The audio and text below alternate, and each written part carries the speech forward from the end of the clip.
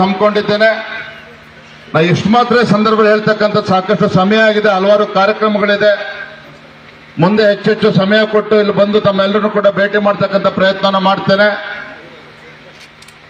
ದೇಶದ ಹೆಮ್ಮೆಯ ಪ್ರಧಾನಮಂತ್ರಿ ನರೇಂದ್ರ ಮೋದಿಜಿಯವರು ಹಗಲಿರುಳು ಹೊತ್ತು ಶ್ರಮಿಸ್ತಾ ಇದ್ದಾರೆ. ಭಾರತ ದೇಶವನ್ನ ಒಂದು ಶಕ್ತಿಶಾಲಿ ರಾಷ್ಟ್ರವನ್ನಾಗಿ ಪರಿವರ್ತನೆ ಮಾಡಬೇಕು, ಭಾರತವನ್ನ ಇವತ್ತು ಸಮೃದ್ಧಶಾಲಿ ರಾಷ್ಟ್ರವನ್ನಾಗಿ ಪರಿವರ್ತನೆ ಮಾಡಬೇಕು ಅಂತ ಹೇಳಿ ನಮ್ಮ ಹೆಮ್ಮೆಯ ಪ್ರಧಾನಮಂತ್ರಿಗಳು ಇವತ್ತು ಹಗಲು ರಾತ್ರಿ ಶ್ರಮ ಹಾಕ್ತಾ ಇದ್ದಾರೆ.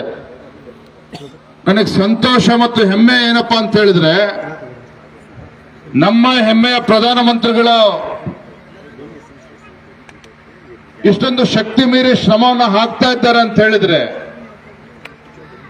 ನರೇಂದ್ರ ಮೋದಿಜಿ ಅವರಿಗೆ ಇವತ್ತು ಪ್ರೇರಣೆ ಯಾರಪ್ಪ ಅಂತ ಹೇಳಿದ್ರೆ, ಈ ದೇಶದ ಪ್ರಧಾನಮಂತ್ರಿ ನರೇಂದ್ರ ಮೋದಿಜಿ ಅವರಿಗೆ ಪ್ರೇರಣೆ ಅಣ್ಣ ಬಸವಣ್ಣನವರು ಅಂತಕ್ಕಂಥದ್ದನ್ನ ಬಹಳ ಹೆಮ್ಮೆಯಿಂದ ಸಂದರ್ಭದಲ್ಲಿ ಹೇಳ್ತೇನೆ.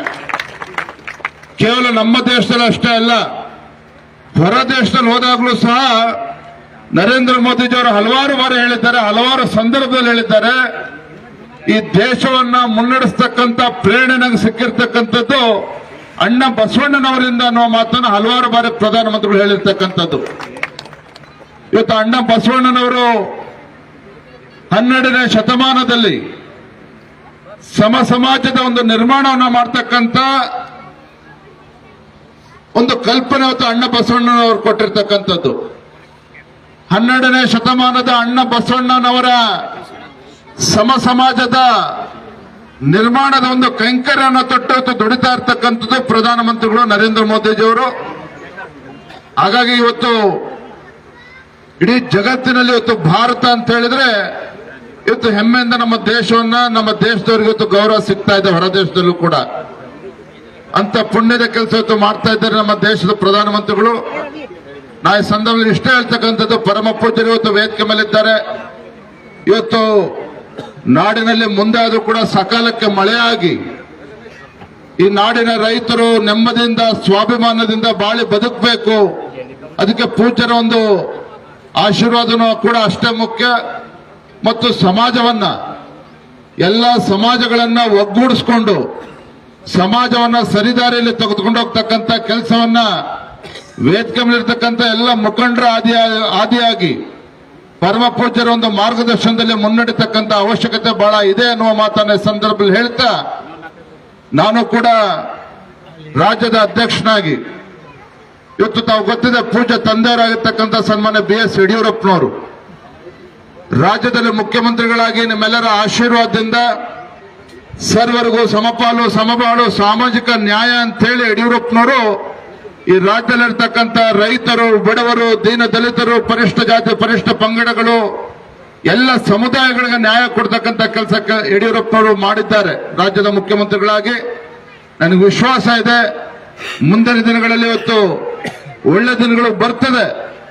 ಒಳ್ಳೆ ದಿನಗಳು ಬಂದಂತ ಸಂದರ್ಭದಲ್ಲಿ ನೀವೆಲ್ಲರೂ ಕೂಡ ಮೆಚ್ಚೋ ರೀತಿಯಲ್ಲಿ ರಾಜ್ಯದಲ್ಲಿ ಇವತ್ತು ಎಲ್ಲ ಸಮಾಜಗಳನ್ನ ತೆಗೆದುಕೊಂಡು ಹೋಗ್ತಕ್ಕಂಥ ಕೆಲಸವೂ ಕೂಡ ಆಗ್ತದೆ.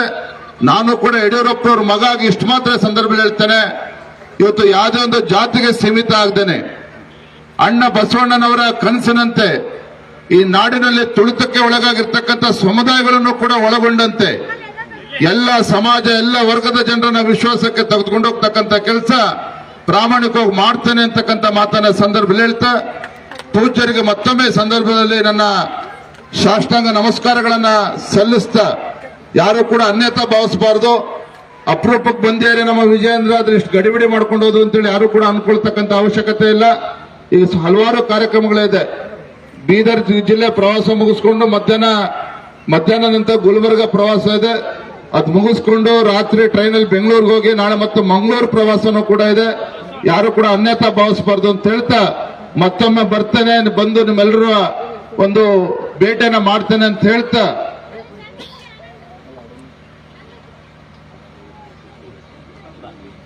ನೋಡಿ ಇವತ್ತು ಎಂತ ಶುಭ ಸಂದರ್ಭ ಅಂತ ಹೇಳಿದ್ರೆ, ಎಲ್ಲ ಪೂಜ್ಯರ ಅಮೃತ ಹಸ್ತದಿಂದ ಅಕ್ಕ ಮಹಾದೇವಿಯ ಮೂರ್ತಿ ಕೂಡ ಇವತ್ತೇ ಉದ್ಘಾಟನೆ ಲೋಕಾರ್ಪಣೆ ಆಗ್ತಾ ಇರ್ತಕ್ಕಂಥದ್ದು. ಅಂದ್ರೆ ಶುಭ ಗಳಿಗೆಯಲ್ಲಿ ನಾವು ಕೂಡ ಬಂದಿದ್ದೇವೆ.